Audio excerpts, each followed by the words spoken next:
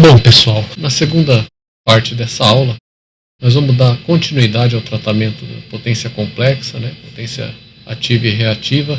Depois nós vamos falar brevemente sobre conservação de potência complexa, como é que fica a conservação de energia quando você está tratando com potência complexa. E, por fim, tratar da correção do fator de potência. Tá?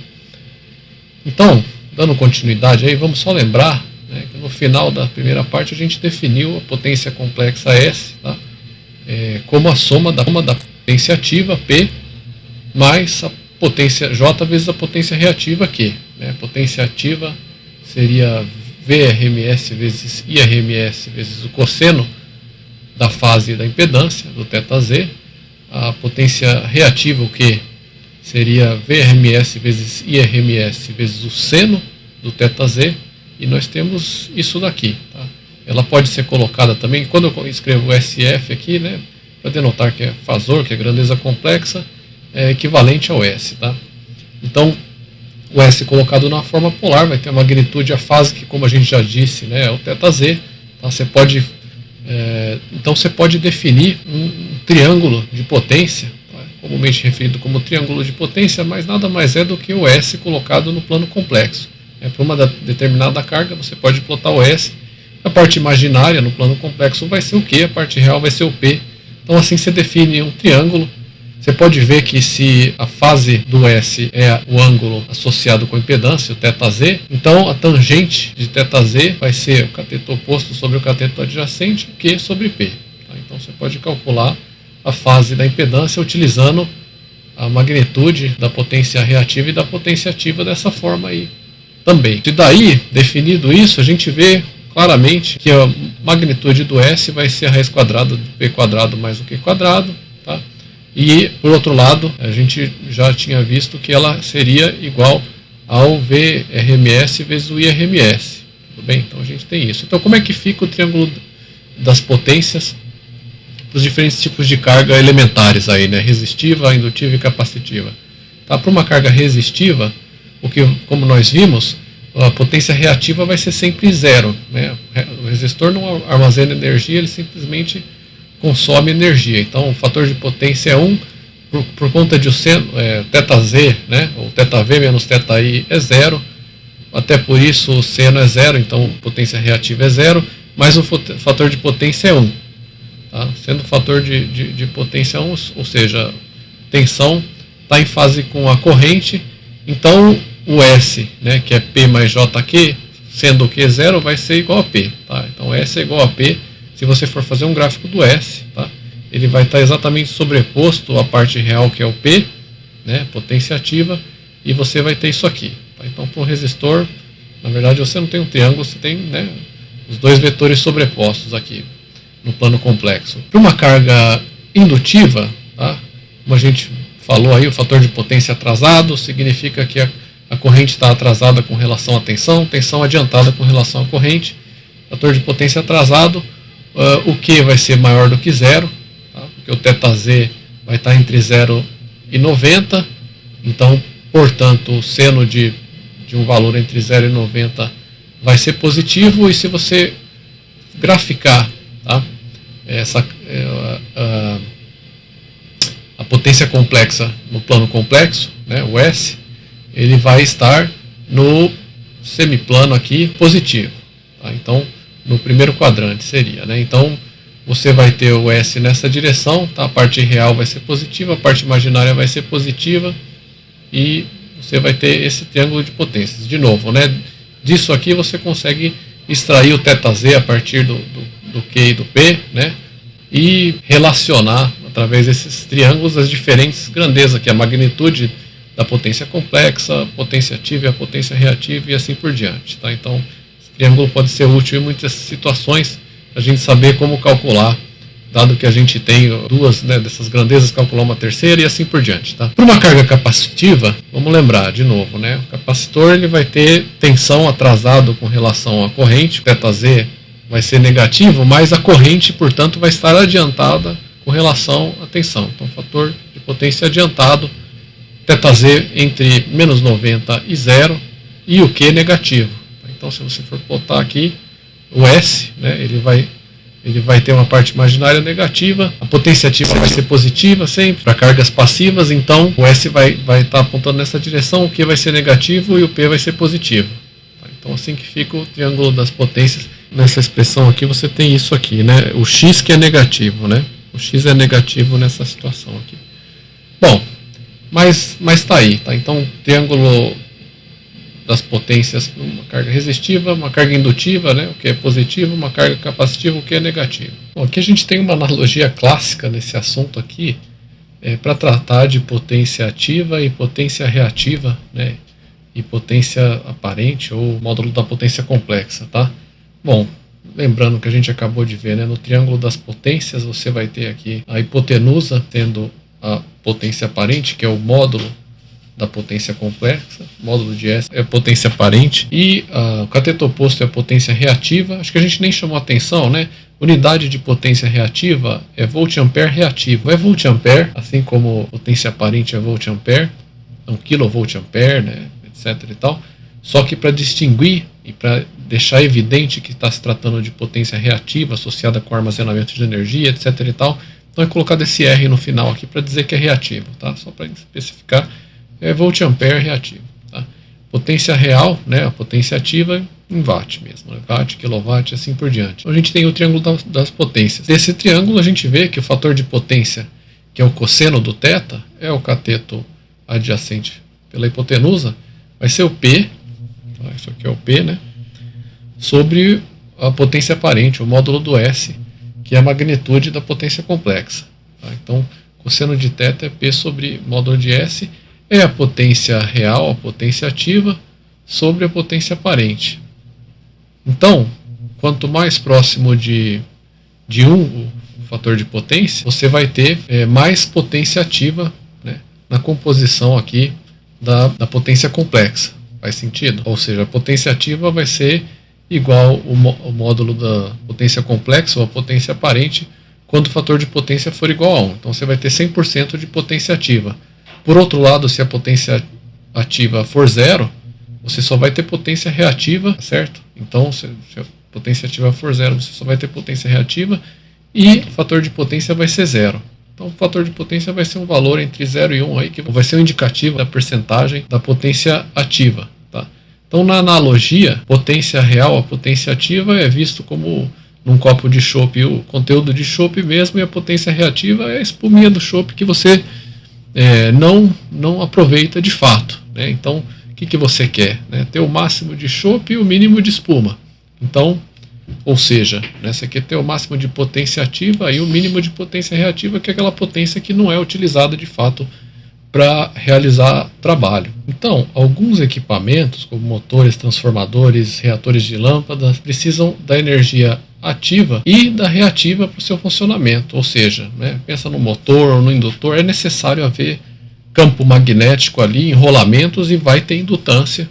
E a gente, né, indutor armazena energia. Então, para o funcionamento de um motor, você precisa de campo magnético, senão ele não vai funcionar. Mas, né, dito isso, apesar de necessária a potência reativa para o funcionamento do dispositivo, a utilização de energia reativa tem que ser limitada para o mínimo possível, porque ela não vai realizar o trabalho de fato, tá? Servindo apenas para magnetizar as bobinas, em rotação do motor, campo magnético, etc. e tal. Nos diferentes equipamentos você pode pensar, tá? É necessário haver o campo magnético, mas a gente tem que minimizar, tá, a energia reativa, porque ela não realiza trabalho de fato. Então a gente pode usar as leis básicas do circuito para mostrar que a potência complexa também vai ser conservada, né? Potência ativa e reativa fornecida vai ter que ser potência ativa e reativa consumida, ambas. Então a potência complexa entregue pela fonte, as cargas, é igual à soma das potências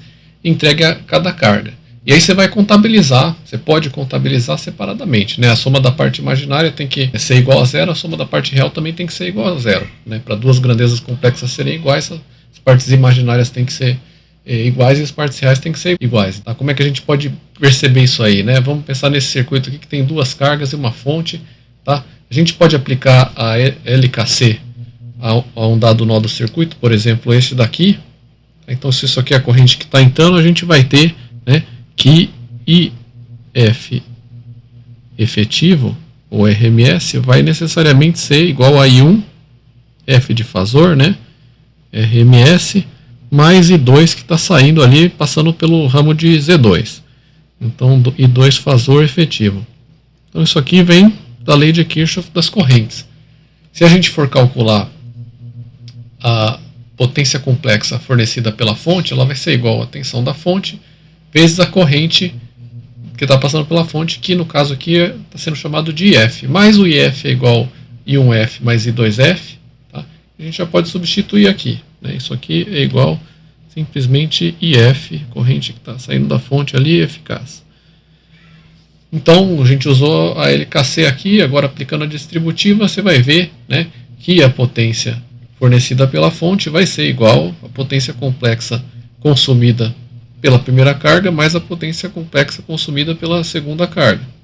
Tudo bem? Então, SF é igual a S1F mais S2F, que a gente está se referindo aqui. Pode ser que a potência complexa consumida por uma determinada carga seja puramente reativa e por outra carga seja puramente ativa, tá? Mas, de novo, se você contabilizar aqui, né, a potência ativa fornecida e a potência ativa consumida, elas têm que ser iguais, e a potência reativa a mesma coisa. Conservação de energia também é válido para potência complexa. Aí a gente já pode fazer o link para a correção do fator de potência. Então imagina que você tem a seguinte situação: uma determinada carga, que é típico isso acontecer, tá? Então você pode imaginar transformadores, motores, diferentes equipamentos aí, que vão ter uma característica que a sua impedância, né, vai ter uma resistência, uma parte real, mas vai ter uma reatância tipicamente indutiva, ou seja, positiva. Né? O X, reatância, vai ser positiva. Então isso é bem típico de acontecer. Aí você tem que ter uma fonte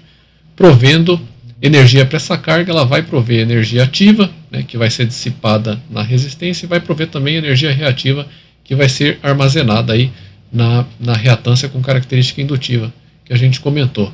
Mas, tá, como a gente falou, é interessante a gente minimizar essa potência reativa aqui, que a fonte tem que fornecer, porque afinal é mais potência que a fonte está tendo que fornecer, que não vai ser de fato aproveitada e transformada em trabalho. Então, como é que a gente pode fazer isso? Se a gente associar em paralelo a esta carga, tá, um capacitor, a fonte, né, vai ter que prover energia reativa agora para essa nova carga com o capacitor em paralelo incorporado. Só que, tá, a potência reativa consumida ou armazenada pelo capacitor, ela é negativa.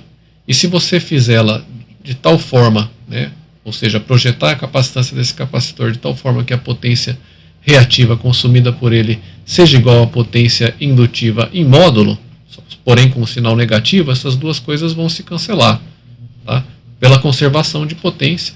Então a fonte vai ter que fornecer somente potência ativa, que vai ser consumida pela carga, né, a parte resistiva da carga. Então, ou seja, você consegue, né, isso dá a ideia de que você consegue, utilizando um capacitor em paralelo, anular a potência reativa da carga, caso ela seja indutiva. Tá? Então é exatamente isso que está escrito aqui embaixo, né? A potência ativa ainda vai ser fornecida pela fonte, mas a fonte não vai ter mais que fornecer potência reativa, uma vez que a potência reativa capacitiva, lembrando, potência reativa pode ser negativa, então sendo negativa ela vai cancelar a potência reativa indutiva. Tá? O QC vai ser negativo, se o módulo do QC for igual ao QL, eles vão se cancelar. Uma coisa que a gente tem que notar é que numa instalação elétrica, né, da sua residência ou industrial, que seja, as cargas elas estão ligadas em paralelo, tá? Justamente para que elas possam receber a mesma tensão, né?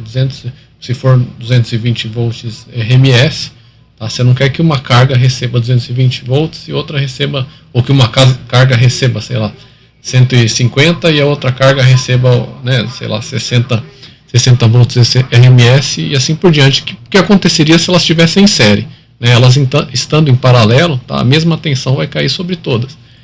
Então isso é um primeiro ponto. Para corrigir o fator de potência, como a gente adiantou, uma forma é você introduzir uma reatância capacitiva em paralelo à carga. Né? Note que você não vai colocar esse capacitor aqui em série de novo, né? Pela mesma razão. Se o capacitor estiver em série, vai cair uma tensão sobre ele. E daí a tensão na carga não vai ser mais os 220, ela vai ser os 220 menos a queda de tensão sobre o capacitor. Então, por essa razão, tá, que a reatância capacitiva, o capacitor, é introduzido em paralelo. Então a filosofia é essa, né? Você vai introduzir um capacitor em paralelo aqui, cuja reatância é negativa, e além disso a potência reativa armazenada por ele também é negativa, justamente para cancelar a potência reativa positiva da reatância da carga, que tipicamente é indutiva, né? E daí a gente pode, é bastante útil a gente representar isso com o triângulo de potências, né? A potência média ou potência ativa fornecida pela fonte, você quer que se mantenha porque ela vai ser consumida pela parte resistiva da carga, aí, vai ser transformada em trabalho de fato. Então isso aqui você quer manter igual.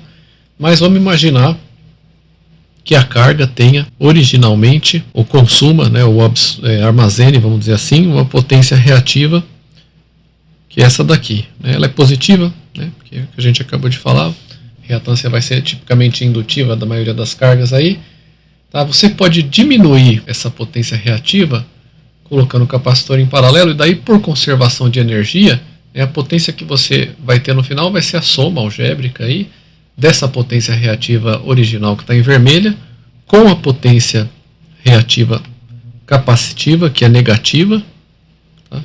Então, se você somar, tá, vamos chamar de vetor, né, por falta de outra palavra, esse vetor vermelho com esse vetor azul, você vai ter uma resultante que tem uma magnitude menor do que a potência reativa original.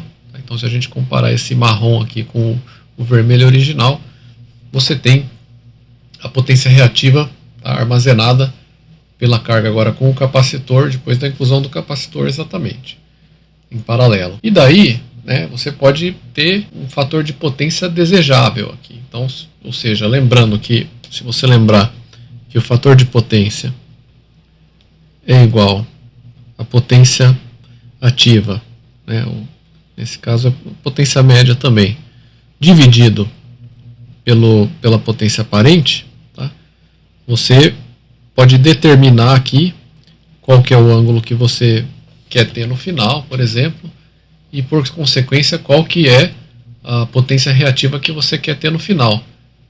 E daí, né, tendo isso, você consegue saber qual que é a potência reativa capacitiva que você precisa adicionar à potência original para ter essa potência reativa que você deseja, tá? Para satisfazer aquele fator de potência, novo fator de potência que é exigido. Lembrando, você quer ter um fator de potência tipicamente o mais próximo de 1 possível. Concessionárias de energia aí tem valores exigidos para as diferentes cargas aí de empresas. E tudo bem, eu vou precisar adicionar um capacitor aqui que me forneça uma potência reativa igual a QC. Como é que eu determino agora o valor da capacitância que eu preciso para isso? Bom, vamos lembrar aqui que a potência reativa, tá, você pode calcular ela fazendo, no caso do capacitor, né, só vai ter potência reativa, então o S vai ser igual a J vezes Q. Você pode calcular essa potência reativa calculando S, né? Ou seja, utilizando o fato de que o S vai ser igual ao VRMS vezes o complexo conjugado do IRMS. Estou falando de fasores aqui, né, com valores eficazes. Então, tá, se você substituir aqui o fato de que o IRMS é igual ao VRMS sobre a impedância, no caso a impedância capacitiva, lembrar que a impedância capacitiva é 1 sobre J ômega C, né, você consegue obter uma expressão para o Q capacitivo que você precisa ter em função da capacitância. Tá? E se você fizer isso, você vai chegar nesse valor aqui, ou nessa expressão aqui, melhor dizendo. Tá? Então, ou seja, você pode determinar qual o valor de capacitância que você precisa ter para ter aquela potência reativa capacitiva, tá, que você precisa adicionar ali para reduzir o fator de potência de uma quantidade que você queira. Então você vai usar, tá, essa linha de raciocínio aqui para calcular o valor da capacitância que você precisa adicionar de tal forma a obter um fator de potência desejado.